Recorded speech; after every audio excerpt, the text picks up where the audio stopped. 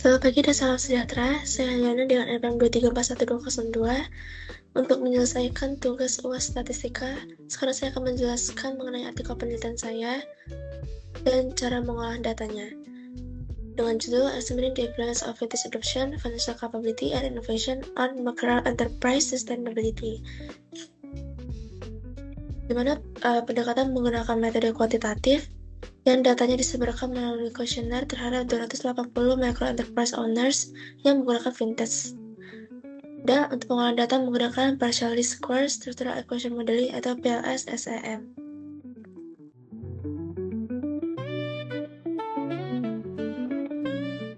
Dalam artikel ini terdapat 13 hipotesis dengan 4 variabel independen, yang adalah vintage adoption, financial literacy, financial access, dan innovation, dan micro enterprise performance sebagai mediasi, lalu micro enterprise sustainability sebagai variabel dependent.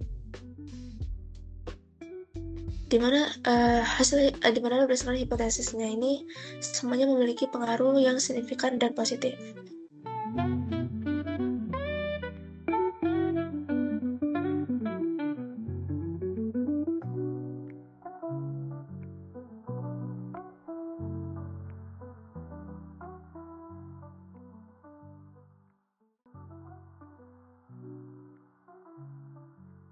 Nah, untuk ini olah datanya hanya memasukkan yang variabelnya saja dalam hipotesis.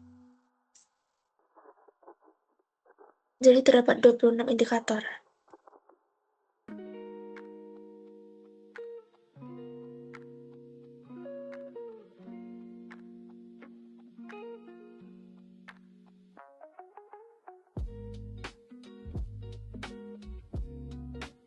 Ini terdiri dari vintage adoption-nya, ini ada 3 indikator. Lalu financial literacy ada 6. Ini financial literacy itu terdiri dari pengetahuan dan juga sikap terhadap keuangan. Kemudian financial access terhadap modal, spasi, dan sebagainya. Lalu innovation terhadap produk dan juga proses atau teknologi. Kemudian performance dari segi sales grow-nya, lalu net income dan juga jumlah customers, dan sustainability ada 5 indikator.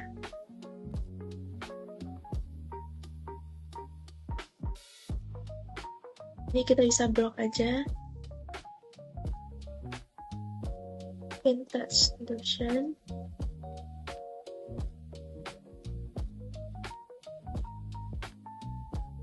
financial literacy,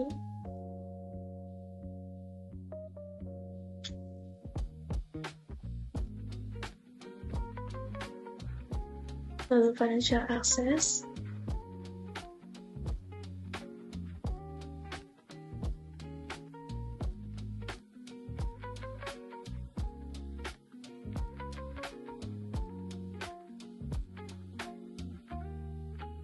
innovation.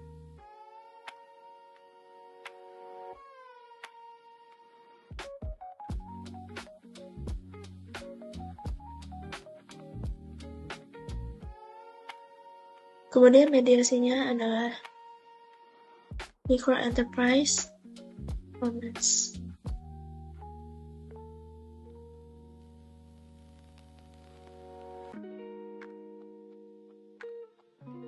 Dan dependennya adalah micro enterprise sustainability.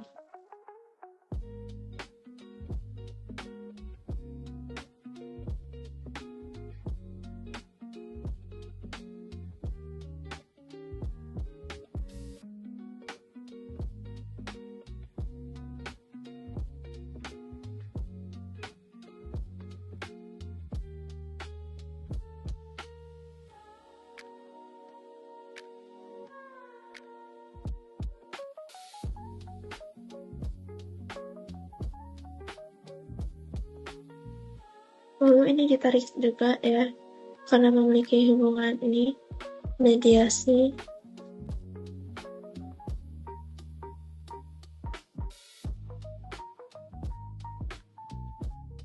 Oke.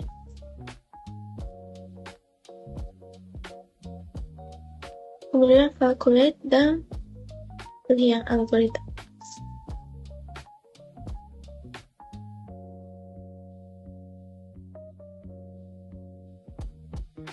Berdasarkan 280 data yang terkumpul tadi, sebesar 52,5% respondennya adalah perempuan, dengan usahanya sudah berlangsung selama 4-6 tahun dan juga 1-3 tahun kebanyakan. Dan untuk jumlah karyawan dari usaha atau bisnis tersebut rata-rata 1-2 orang. Untuk lulusan dari ownernya usaha di sektor makanan tersebut itu rata-rata high school graduate atau lulusan SMA, dan pendapatan bulanan itu 10-30 juta kebanyakan. Tapi juga ada yang lebih dari 150 juta, itu satu responden saja berdasarkan artikel ini. Dan juga untuk penggunaan vintage, ini kebanyakan di digital payments and e-wallets ya.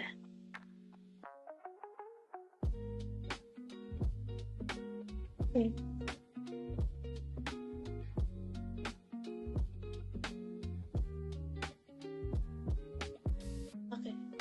Jadi pertama kita lihat dulu outer loadings-nya. Nah ini semuanya hijau ya. Satu yang FA3 ini merah. Nah nilai dari outer loadings ini juga harus di atas 0,7 karena ini di bawahnya 0,6 ya, jadi merah dan tidak lolos dari outer loadings. Kemudian kita coba lihat juga ini construct reliability and validity-nya, ini lolos semua. Studi code dan experience extract atau AVE. Jadi oleh karena yang FA5 tadi nggak lolos outer loadings, itu di remove ya, karena nggak melewati thresholdnya 0,7.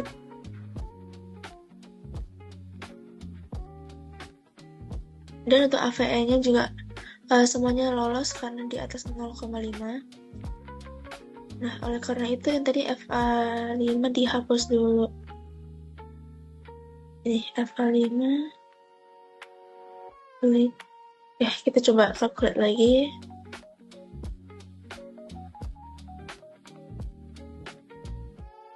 Nah, semuanya lolos. Lalu CACE juga lolos. Oke. Selanjutnya kita masuk ke discriminant validity. Ini ada dua, funnel lacquer dan juga HTMT.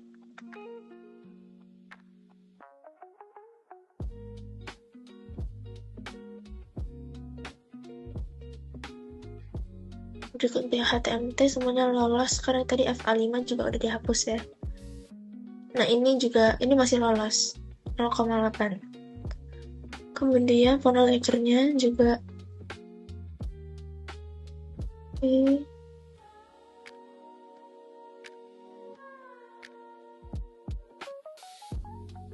jadi berdasarkan hasil olah datanya ya, discriminant validity dua-duanya itu HTMT dan funnel lacquer-nya lolos juga. Jadi resultnya itu mengonfirmasikan kalau construct-nya itu kayak diferensiasi gitu.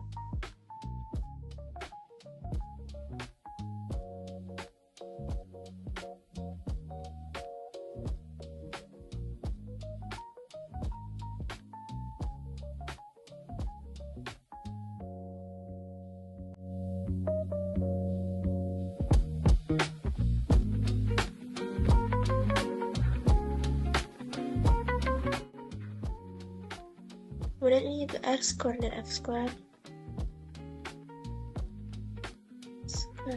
Oke.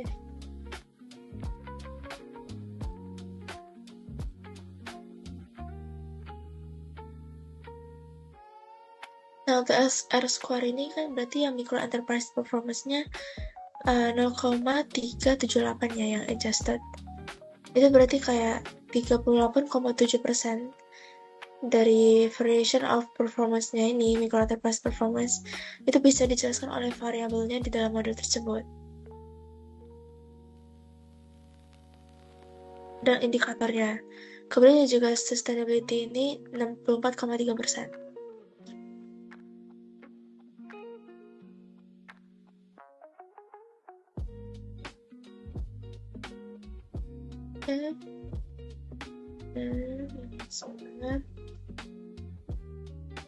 Skor ini untuk menunjukkan seberapa besar pengaruhnya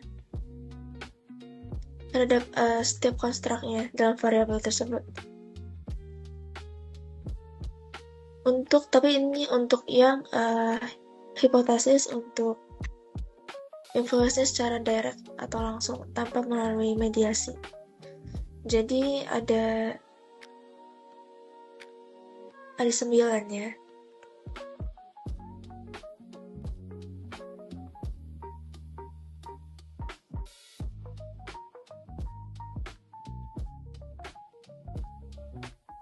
Nah, berdasarkan F-score test, pengaruh fetus adoption terhadap performance and sustainability ini small ya efeknya.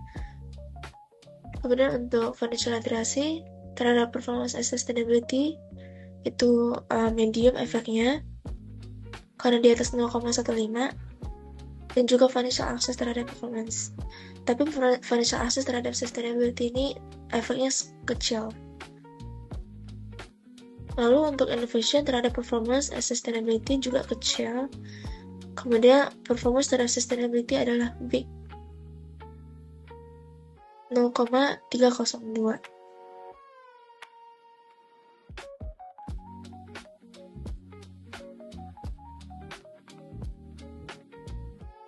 Oke, kita balik lagi sini. Ini hasil outer loading-nya ya. Kemudian untuk melihat direct and indirect effect test untuk hipotesis kita.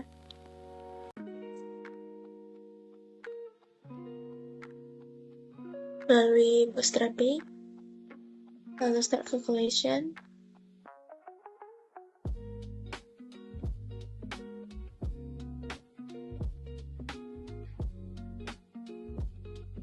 ada 9 hipotesis untuk yang direct.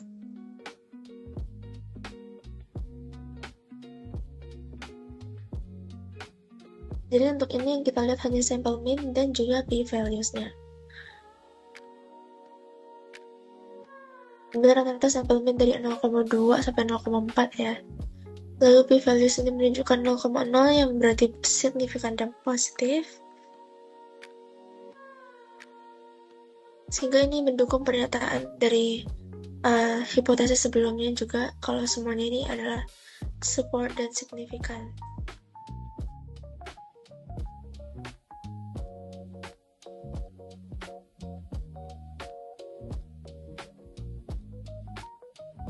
Kemudian untuk indirect effect test ada 4 ya hipotesis yang indirect. Sample mean rata-rata 0,1 dan p-values-nya 0,6. Seperti tadi juga menunjukkan support positif, di mana micro enterprise performance memediasi hubungan antara fetus adoption, financial literacy, financial access, dan innovation terhadap sustainability-nya. Nilai terbesar ditunjukkan oleh hasil dari financial literacy dan financial access terhadap micro enterprise performance dan juga sustainability.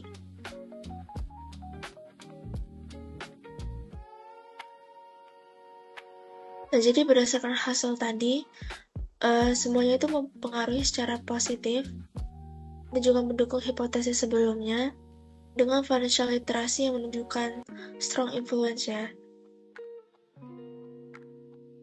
sebagai financial knowledge dan juga sikap terhadap keuangan.